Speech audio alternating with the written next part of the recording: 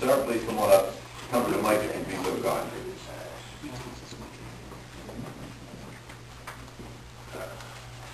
My name is Richard Works. Hello, I'm Mr. going on Dayton and Head Avenue. I'm here to complain about the streets up there. They got the sweeper, right? I think last year, after he got cut 2 times. Okay. I came down and complained about it. Nobody did anything about it. We have to clean our own streets. I couldn't come down, I'm not making no names, but I talked to the councilman. All didn't get done. I haven't been there yet. So then last year, I called about cutting trees. So I called down and before I cut the trees, they can't put them on the sidewalk because we're going to pick them up. He said, we got a truck running around here, I don't know what day it is, he said about 30, somebody got picked up. I said, okay, fine. So I called back down there again. What he told me? And you get a truck to get it, pay for it? I know. I just said, it's that day before Thanksgiving, that after New Year's, where the trash got picked up. Did they get it on? We're on the sidewalk too. Okay. You know, it's not something like I don't, you know, this gets me hurt, you know, just, Okay. then I tell, they told me the troopers broke down. It's not broke down. Then we tired, I could feel. I could feel. I can feel with me one round, you know? I tell you. If you, Then I spoke to one of the supervisors, and I said, when are you going down? Well, take care of Herschel. So I tell him, you know where he went? Down the park. He didn't pick up truck. I went down there, I knocked on the door, I ain't going to saw you folks. And it didn't get never got none.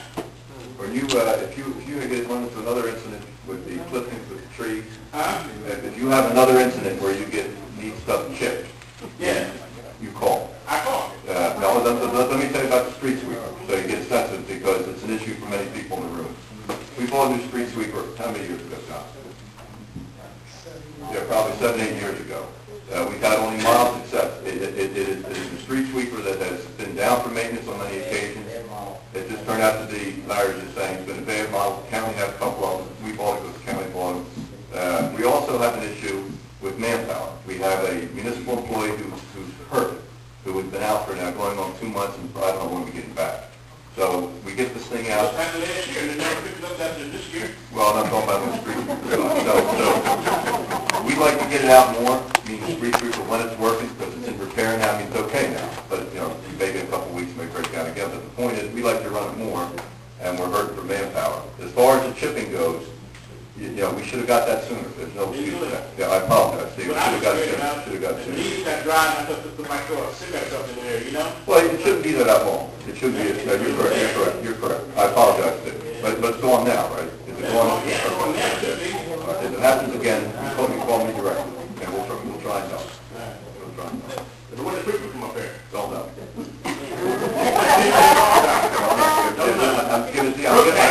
told me one time they bought it from this town.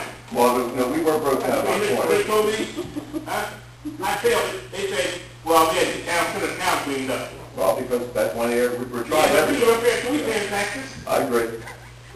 My taxes were $300. And by the way, just to give you an idea for people in the room, you know, Paulsboro is 2 square miles. We have, 22 miles of road. Am I correct in that, Joe? About 22 miles? How many? We have 52 miles of road, believe it or not. I didn't realize that much. Oh, another question. Yeah. Wow, yeah. No, you know. Those want to make it. I've been parking my car beside my house for 40 years. Right? All of a sudden I get a letter. Can't park on your grass.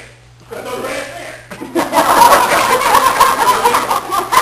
I come down there and they told me, well, just put a board right there and I could put a stone in there. That's what I did.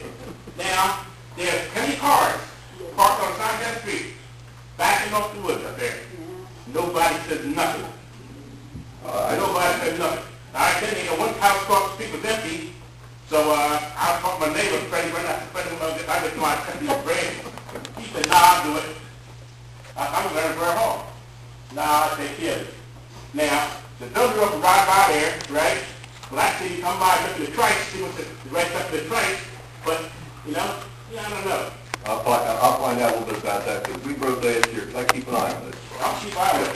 Because we didn't have a code enforcement officer until the last handful of years. We wrote over 400, just shy of 500 citations last year. Then I go down to the dollar store, park there 5 minutes, I get a ticket. To the mail. From that ticket to the mail. From shopping at the dollar store? Yeah. I like it. For your record. I come out and pay it. I parked at the dollar store for 5 minutes. Went there and come back. What? They didn't get it. Sent it to the mail. They did it to the mail. That happens again, Coleman. Huh? Coleman. They have to adopt that, huh? Because I was at it one day, and I saw this Hogan was come in, and he sent it to somebody's number, they wrote down and give it to the cop. I've seen that. Thank you, sir. But the lady here's first, and then you, and she'll be next. Tell her you'll be next. You'll be next. Good evening. Cheryl Scott, 1635 Speaker Avenue. Hello, Cheryl.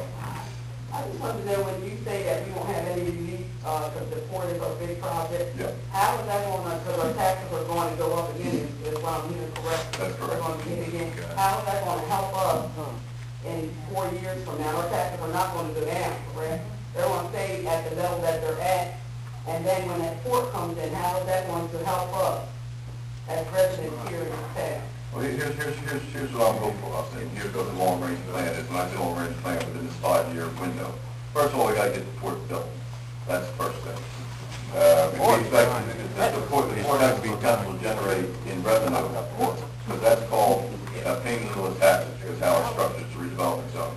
Right now, South Jersey Port Corporation, which we have an agreement with, is going to be the developer in conjunction with the Walsh County Improvement Authority, paying us $500,000 a year until the port is built. Goes towards to help with taxes. And when it's built, it theoretically could pay in excess of $2 million a year, because when they put buildings up, build buildings have to pay more money. So as it builds, they have to pay more money as their payment of the taxes agreement. And that's where we hang our hope to replace not only the ExxonMobil, but to exceed it. But we got to get it built. Project works probably, without exaggeration, $180, $200 million, which is a state project to get built. We got to get through the design process, which is where we are now, and the permitting process, which is complicated because you have the Department of Environmental Protection and the Army Corps of Engineers involving the river. It's not an easy project, but you have the overpass, which is to be built over Mansion Creek. It's going to be a town meeting. You may not, I don't know what time you came in, but within a week or two it'll be in an after. We're going to bring the Walsh County Improvement Authority in, talk to the residents, give them an update of where we are, what it's going to look like, what the timetable is, and for community input, so people can talk about it. So that's the hope of the port. The kind of development taking place at exit 18, where you see that work's been going on, that's going to help a little bit, but that can't replace the ExxonMobil. It can help, and it can help blunt the increase that may come, say, a year from now. Plus, I think we have a chance to do better in municipal aid because of our circumstances now that we understand them and they're covered. So our goal next year is to keep this tax increase to a cost of living or less if we can. I mean, that's the goal. Because we're going to look at two fronts. We're going to look at what we can combine and cut, pick up what we get in savings, whether it be health care, not filling a position, something of that nature, try and help there, and then push hard on additional state aid because of our circumstances. And we may pick up, we have a couple radios come on, the bank comes on, that's not a big radio. There'll be a few things that may help us a little bit. So we're on it. The problem is, it's like a race here. We don't want people driven out of their homes by the time the help comes. And that's the problem. We got a gap. We got a major gap. Unless we can get this alternative tax through on the legislation that's between myself and Fisher or advancing. Well, what do we need to do as residents here to help with that? Because move out. Those two Trenton, if we as voters put these people in office and they can't help us, and you have the majority of your residents saying, I'm not going to make it, that might be the next level where we need to get. We'll have to put a handle on this, I would say, about the next 6 weeks, as opposed to what's going to happen legislatively. So just keep an eye between newspapers, because the Walsh County Times has been good about keeping an eye on it. Keep an eye on that. Our cable show, which is back on the air next week, we'll updates there. So I think we'll have a sense of where the legislation will be timetable-wise in about 6 weeks.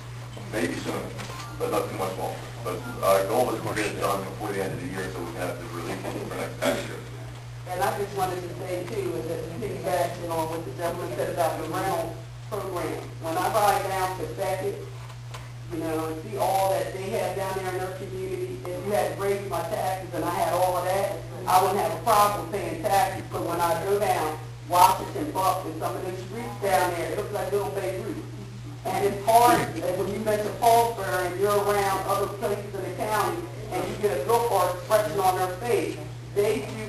as a little ghetto or a little canvas. And when you say that our taxes are going to be increased in the level that they are, it's hard to really swallow that in addition to, the fact that the finances aren't there, but to look at what you're getting in return for your taxes going up. Cheryl, you summed it up, by the way. I don't share those people that would have that opinion about, I don't share that opinion. These neighborhoods that are older neighborhoods and struggle with, we're trying to chip away to make progress. I don't share that opinion in this town. I feel very strongly about this town.